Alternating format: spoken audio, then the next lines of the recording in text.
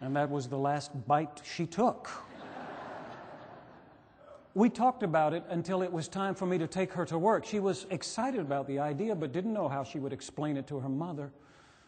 She said, "You'll have to talk to her." Okay, if you say so. I dropped her off at work, and then I went back to her parents' house and rang the doorbell. Her mother, Lou, came to the door, let me in. I said, "Lou, could we talk?" "Sure." "Could we sit down to talk?" And so we sat there at the kitchen table, and I explained the whole situation and then watched her face anxiously. I wanted her to say yes, but I realized how much she would have to sacrifice in order to do it. All those carefully laid plans she had put together, not to mention the prospect of putting together a fresh wedding in a week's time.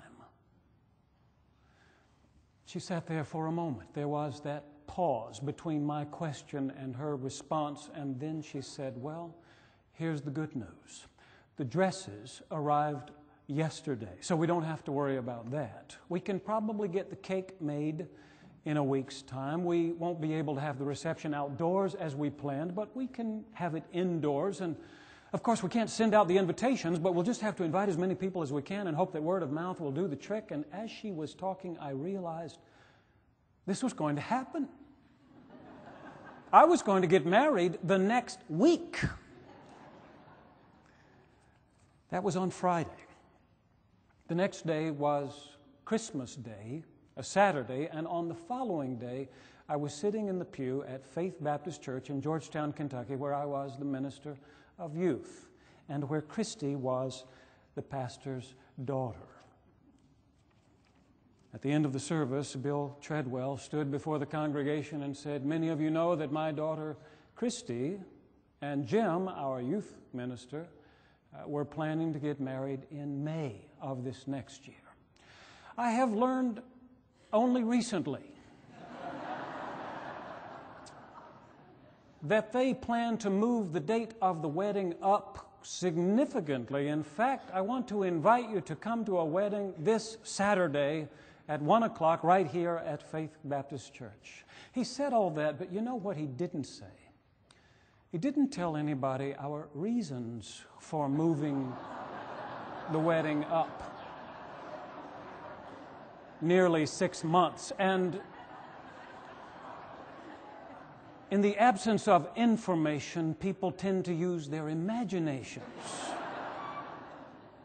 And these people, I think, began to assume that we had to get married. Tongues were wagging all over that small town in the next few days, but come Saturday, the church was full of people, wishing us well, throwing handfuls of rice, and then watching for the next 9 months. For a baby, that never came. But here's the truth. If a baby had come 6 months after our wedding, people would have talked. They would have tutted and said, "I told you so." But it wouldn't have been the end of the world, would it? That's the difference between our time and Mary's time. If Mary turned up pregnant before her wedding, no one would believe that it was because the Holy Spirit had come upon her and the power of the Most High had overshadowed her. They would assume it was either because Joseph couldn't wait until the wedding or because Mary had been unfaithful to him. They might have come to that conclusion, especially if Joseph told them that it wasn't his child. And in many ways, it wasn't. If they came to that conclusion, that Mary had been unfaithful to Joseph, it could have cost her her life. According to the book of Deuteronomy, if a woman was not a virgin on her wedding night, and her husband brought it to the attention of the elders, then, the book of Deuteronomy says, they shall bring the young woman out to the entrance of her father's house, and the men of her town shall stone her to death, because she committed a disgraceful act in Israel, by prostituting herself in her father's house. So you shall purge the evil from your midst. I can assure you that every virgin in Israel knew that law. And I am equally sure they knew it because their parents had taught it to them. If you're not a virgin on your wedding night, they would say, you could be stoned to death. It's right here in the law. They did it in an effort to keep not only their daughters, but also the nation of Israel pure. I don't know how often it actually happened back then, but it actually happened just a few weeks ago in Somalia. A 13-year-old girl was stoned to death, accused of adultery. It turned out later she wasn't even married, not even able to commit adultery, but she had been stoned to death, and 1,000 people watched it happen. Wouldn't they say the same about Mary? That she had committed adultery if she turned up pregnant and Joseph swore that it wasn't his child?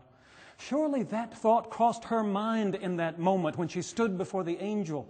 That thought and the images of the men of her own town picking up stones to hurl at her until she was dead.